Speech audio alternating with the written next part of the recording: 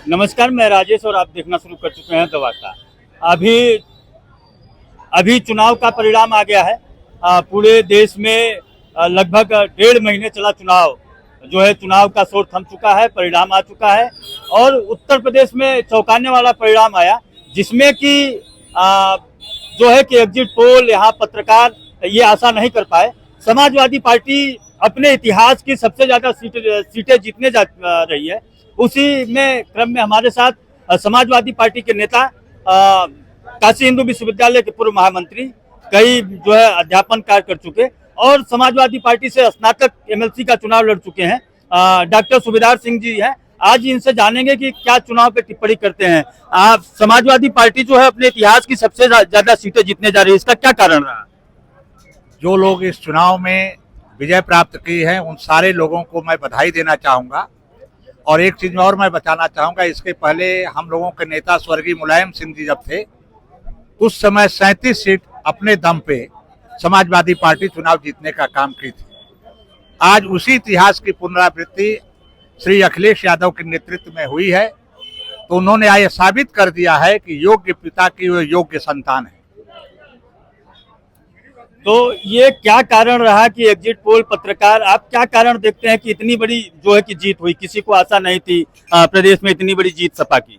देखिए, मैंने एक चीज देखा इस चुनाव में, समाजवादी पार्टी और कांग्रेस का एक एक कार्यकर्ता उम्मीदवार बन के चुनाव लड़ रहा था। और मैंने साथ में ही, चूंकि मैं एक राजनीतिक पॉलिटिकल एक्टिविस्ट हूं, तो मैंने भारतीय जनता पार्टी के भी कार्यकर्ताओं नेताओं को देखा। भारतीय जनता पार्टी का कोई नेता किसी से वोट नहीं मांग रहा था, केवल 400 पार 400 पार 400 पार, किसी के दरवाजे पे वोट मांगने नहीं गया। और इनका जो नेता आया होटल में बंद था, इनके कार्यकर्ता होटल में जाके सेल्फी खिंचवा रहे। एक केवल बंद कमरे में, वातानुकूलित कमरे में मीटिंग कर रहे थे। इनको इस गर्मी के प्रचंड 45 डिग्री 48 डिग्री 50 डिग्री टेम्परेचर पर जाने का साहस नहीं जुटा पाए। और दूसरी तरफ समाजवादी पार्टी और कांग्रेस का कार्यकर्ता, यहां तक कि जो गांव का किसान था, मजदूर था, एक एक व्यक्ति लड़ा।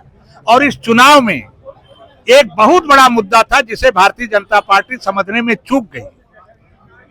जो राहुल गांधी ने नारा दिया था कि संविधान बदल देंगे, उत्तर प्रदेश में संविधान बदल के आरक्षण समाप्त कर देंगे, ये नारा नीचे तक पहुंच गया, जमीन तक पहुंच गया, जन जन तक पहुंच गया। भारतीय जनता पार्टी की हार का यह एक प्रमुख कारण है। तो क्या ये जो विपक्ष का नारा था कि संविधान बचाओ, लोकतंत्र बचाओ, अग्निवीर को खत्म करो, क्योंकि फर्स्ट टाइम वोटर जो है, परीक्षा लीक का मामला जो है कि विपक्ष ने उठाया, क्या ये काम किया जमीनी? देखिए, ऐसा ही यह मुद्दा केवल उत्तर प्रदेश में काम किया, इसलिए कि भारतीय जनता पार्टी का कार्यकर्ता इसको काउंटर नहीं किया। केवल अकेले नरेंद्र मोदी इसका काउंटर कर रहे थे, उनका कार्यकर्ता उनके भरोसे इस चुनाव को छोड़ दिया। अगर ये मुद्दा होता, तो अग्निवीर का मुद्दा होता, तो बिहार में भी चलता, मध्य प्रदेश में भी चलता, राजस्थान में भी चलता, हिमाचल प्रदेश में भी चलता, दिल्ली प्रदेश में भी चलता। ये मुद्दा केवल उत्तर प्रदेश में चला। इसका मतलब होता है कि भारतीय जनता पार्टी के कार्यकर्ता मोदी जी के भरोसे इस चुनाव को छोड़कर निश्चिंत थे कि हम तो 70 सीट जीत ही रहे हैं। और वो समाजवादी पार्टी और कांग्रेस की ताकत को भांपने में गलती कर गए। और मैंने देखा कि मैंने आपसे पहले भी कहा था, समाजवादी पार्टी और कांग्रेस का एक एक कार्यकर्ता, एक एक वोटर चुनाव लड़ रहा था, कार्यकर्ता नहीं। सपा का एक एक वोटर जहां था, चाय का दुकान खोला है तो वो लड़ रहा था, दूध ले जाके लोगों को बांट रहा है वो लड़ रहा था, कोई अपनी गाय को चारा खिला रहा था वहां लड़ रहा था। हर जगह वो चुनाव लड़ रहा था। और ये लोग केवल बंद कमरे में मीटिंग का दौर कर रहे थे। ये मुद्दा था, मुद्दा इसलिए बन गया कि आप शांत थे।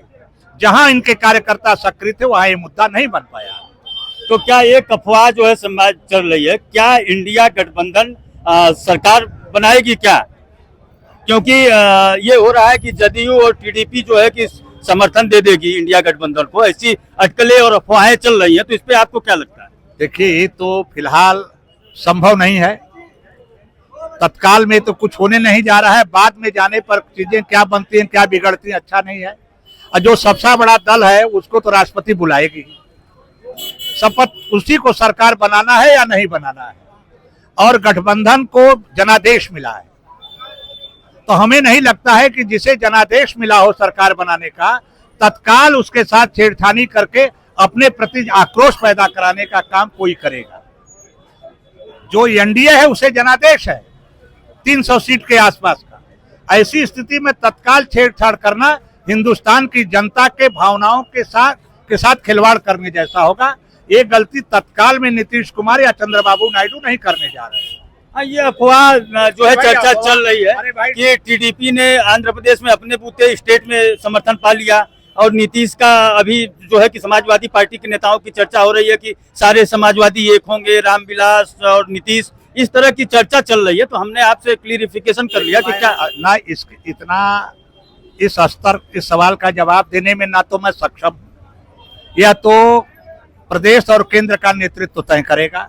लेकिन एक सामान्य राजनीतिक कार्यकर्ता होने के नाते, राजनीतिक समझदारी के चलते यह मैं कह सकता हूं कि इस स्तर पर अभी तत्काल जो जनादेश मिला है उसमें जो भी छेड़छाड़ करेगा जनता की नजरों में खलनायक बन जाएगा।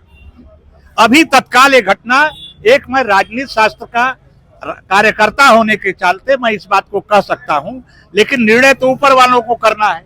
वो अपना जो निर्णय करे, वह निर्णय करने की क्षमता मेरी नहीं है, न इस सवाल के पर जवाब कोई टिप्पणी करने का मेरे पास कोई अधिकार। अगर ये वीडियो आपको अच्छी लगी तो वीडियो को जो है शेयर करिए, चैनल पे नए हैं तो सब्सक्राइब करिए। धन्यवाद, देखते रहिए द वार्ता। हम कैमरामैन आशीष के साथ राजेश, धन्यवाद।